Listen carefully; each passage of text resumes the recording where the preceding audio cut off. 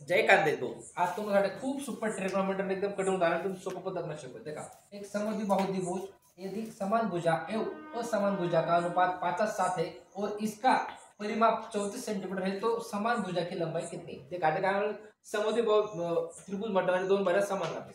आता पहिली बाजू समजा आपण आता पहिली बाजू समजा ए म्हणा दुसरी बाजू म्हणा बी म्हणा। आता प्रमाण काय आहे 5x आणि 7x दोन बाजू समान लागतील कोणत्या 5 वाल्या 5x अधिक 5x अधिक 7x लांबी किती दिसते 34 सेंटीमीटर। ठीक आहे उदाहरण म्हणाले आहे 34 सेंटीमीटर।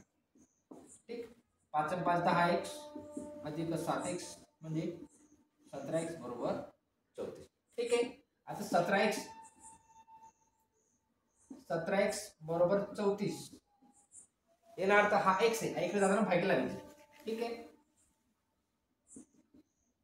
34 भागीला 17 17 दुनी 34 असे x ची किंमत किती होईल 2। आता आपण एक बाजू काढणी समान भुजा कोणती 5x आहे म्हणजे याचं प्रमाण काय 5x 5 × 2 10x सिंपल आणि साधं.